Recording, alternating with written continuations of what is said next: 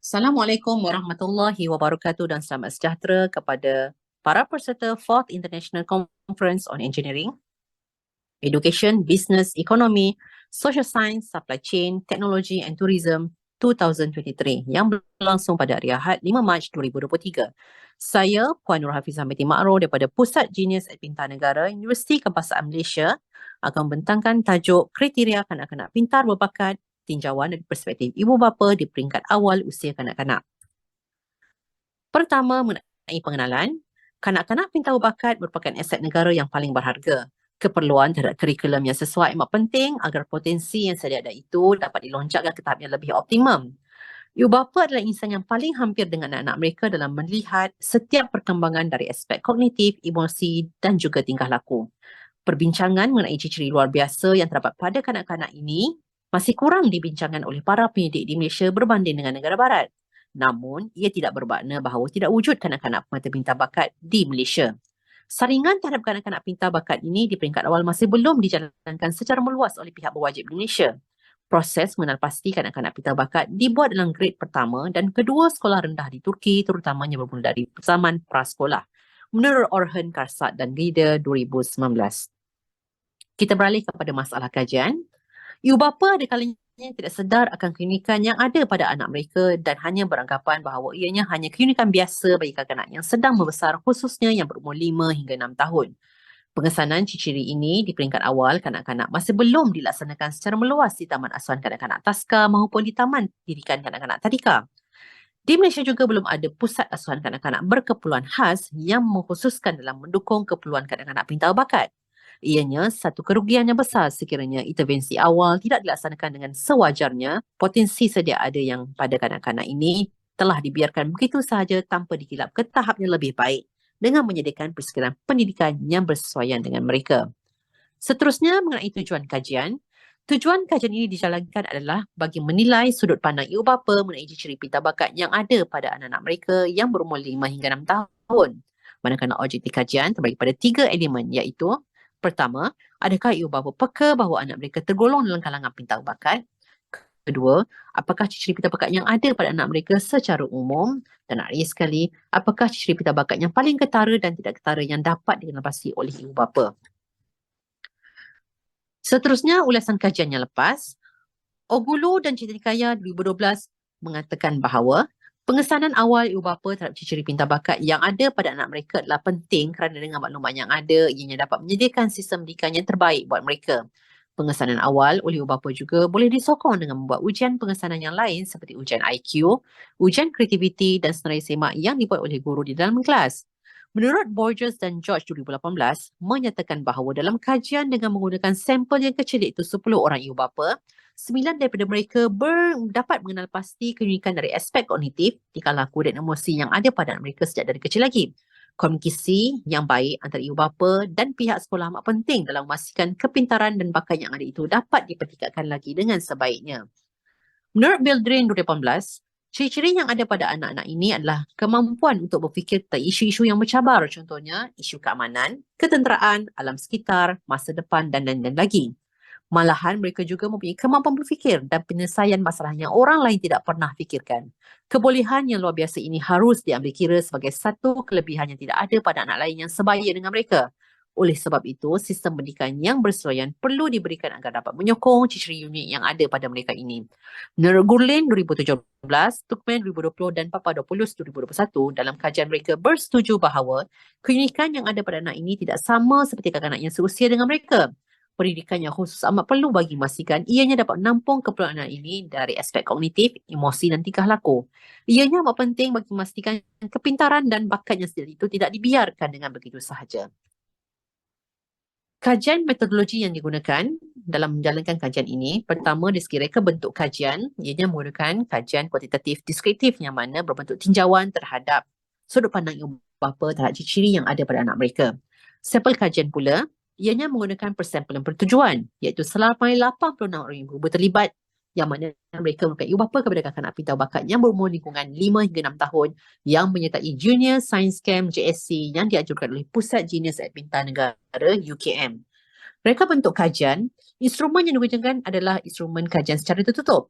yang mana ibu bapa menekan ya atau tidak pada ruangan jawapan yang telah disediakan. Pengumpulan data, borang soal sidik yang telah dicetak diberikan kepada ibu bapa pada hari akhir program JSC yang mana memerlukan ibu bapa memberi jawapan pada soal sidik yang telah diberikan oleh tenaga pengajar. Dan akhir sekali bagi penganalisan data, ianya menggunakan Microsoft Excel bagi mendapatkan peratusan mudah untuk dibentangkan dalam bentuk diagram lingkaran iaitu pie chart dan juga diagram batang iaitu bar chart. Seterusnya kita beralih kepada keputusan dan pembincangan kajian. Di belah kiri anda, saya lampirkan rajah 1 berkaitan dengan peratusan pengetahuan ibu bapa mengenai anak-anak mereka.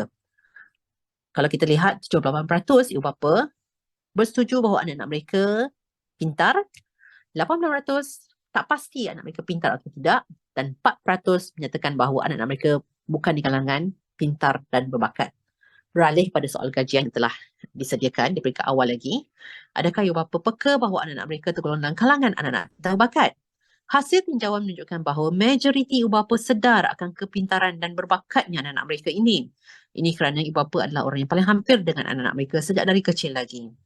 Ianya disokong dengan kajian yang lepas yang mana 9 dari 10 pasang ibu bapa bersetuju bahawa mereka adalah orang yang pertama yang dapat mengenal pasti kebolehan yang ada pada anak mereka menurut Ogulu dan Cetikaya 2012. Menurut kajian Ismail Eta 2021, berdasarkan tumbual yang dijalankan bersama ibu bapa pelajar mendapati para pelajar menunjukkan sikap yang luar biasa berbanding dengan anak-anak mereka di aliran perdana.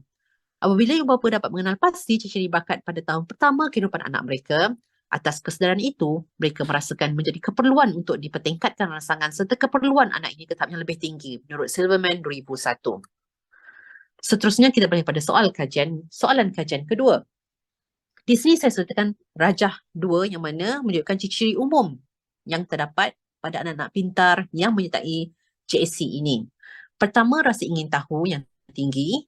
Seterusnya, memori yang kuat, mempelajari sesuatu yang cepat dengan cepat dan mudah, mampu mencipta permainan sendiri, mempunyai perasaan empati yang tinggi, mencipta cerita dan mempunyai idea yang unik, menggunakan pelbagai kaedah dalam menyelesaikan masalah, mempunyai kesungguhan yang tinggi, tidak suka diganggu daripada sesuatu yang menarik minatnya, peka terhadap nilai dan kepercayaan kerohanian serta isu falsafah, menyedari masalah yang sering tidak dilihat oleh orang lain, menunjukkan perkembangan yang tidak sekata, cenderung untuk memberontak terhadap perkara yang rutin dan akhir sekali memilih sesuatu yang lebih sukar dan mencabar. Jadi disokong dengan kajian yang lepas, anak-anak ini mampu mencipta permainan sendiri menurut Ogulu dan Cetikaya 2012. Selain itu, ciri-ciri lain adalah perasaan empati. Anak-anak ini memiliki ciri emosi yang sensitif serta perasaan simpati pada orang lain yang mana di luar kebiasaan kanak-kanak yang sebaya dengan mereka. Menurut Silverman 2001 dan Yazigi Eta 2017. Mempunyai kreativiti dan kesungguhan yang tinggi, imajinasi dan kreativiti yang tinggi, termasuklah mempunyai kemahiran melukis serta lukisan yang sangat cantik, mencipta robot, mencipta kereta masa hadapan dan kreativiti yang sedia ada ingin diperluaskan di bidang sosial seperti YouTube untuk menjana pendapatan. Menurut Ogulu dan Cetikaya 2012, Gulen Eta 2017, Bedrin 2018 dan Ismail Eta 2021. Seterusnya, anak-anak ini memberikan penumpuan serta fokus pada suatu perkara yang dilakukan menurut Silverman 2001 dan juga Ogulu dan Cetikaya 2012. Dan akhir sekali menurut Ismail Eta 2021, sikap kekanak yang membahaskan kejadian Tuhan berdasarkan data pelajar ini tidak faham tentang konsep yang abstrak seperti ketuhanan menyebabkan murid tidak menggemari program-program kerohanian yang bertentangan dengan prinsip mereka. Seterusnya kita beralih kepada soalan kajian ketiga. Di sebelah kiri anda, saya lampirkan rajah 3 yang mana menunjukkan peratusan mengenai ciri-ciri pita bakat yang ada pada anak menurut penilaian ibu bapa. Okey, balik pada soalan kajian yang diberikan. Apakah ciri-ciri pita bakat yang paling ketara dan tidak ketara yang dapat dikenal pasti oleh ibu bapa? Di sini adalah berdasarkan kepada penilaian ibu bapa. Jadi, berdasarkan peratusan yang paling tinggi yang dipilih oleh ibu bapa adalah anak-anak ini mempunyai rasa ingin tahu yang tinggi, memori yang kuat dan dapat mempelajari sesuatu dengan cepat dan mudah. Manakala peratusan yang paling rendah yang dipilih, maknanya ciri-ciri yang dipilih bapa yang tidak terlalu jelas yang mereka nampak pada anak-anak mereka, antaranya memilih sesuatu yang lebih sukar dan mencabar, cenderung untuk memberontak, perkembangan yang tidak sekata, menyedari masalah yang tidak dilihat oleh orang lain, peka terhadap nilai dan kepercayaan kerohanian serta isu falsafah dan tidak suka diganggu tentang perkara yang menarik minatnya. Jadi ia disokong disokong oleh kajian-kajian lepas yang mana anak ini mempunyai kemahiran kognitif yang baik, antaranya mempunyai daya ingatan yang sangat baik iaitu kemahiran menghafal, rasa ingin tahu yang tinggi, boleh membaca dari umur yang lebih awal, mempelajari sesuatu perkara yang dalam masa yang singkat, mempunyai banyak kosakata dan mempunyai IQ yang tinggi berbanding dengan rakan yang sebaya dengan mereka. Menurut Silverman 2001, Dorek 2011, Ogulu dan Chitikaya 2012, Yaziji Eta 2017, Korabo 2018, Turkmen 2020 dan Ismail Eta 2021. Antara ciri lain adalah mempunyai kemahiran yang baik dalam subjek sains dan matematik. Menurut Silverman 2001, Yaziji Eta 2017 dan Ismail Eta 2020. Terdapat ciri yang bertentangan antaranya berasa malas apabila silibus pembelajaran yang diberikan itu terlalu tinggi, bersifat ego serta mempunyai perasaan yang cemburu pada orang lain, cuai, mempunyai tulisan yang buruk dan lemah dalam mengeja sesuatu perkataan. Menurut Korabo 2018, Peppercorn dan Wagner 2020.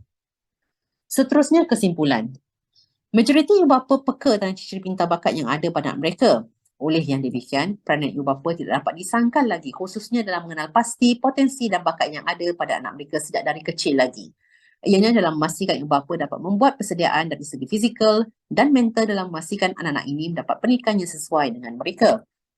Oleh yang demikian, terdapat 4 cadangan yang dapat dinukilkan berdasarkan kajian telah dijadwalkan. Pertama, Institut Pengajian Tinggi Awam dan Swasta IPTA dan juga IPTS hendaklah menyediakan program pendidikan awal kanak-kanak yang berkeperluan khusus pintar bakat dalam melahirkan lebih ramai lagi tenaga pengajar yang mahir dalam pendidikan kanak-kanak pintar bakat.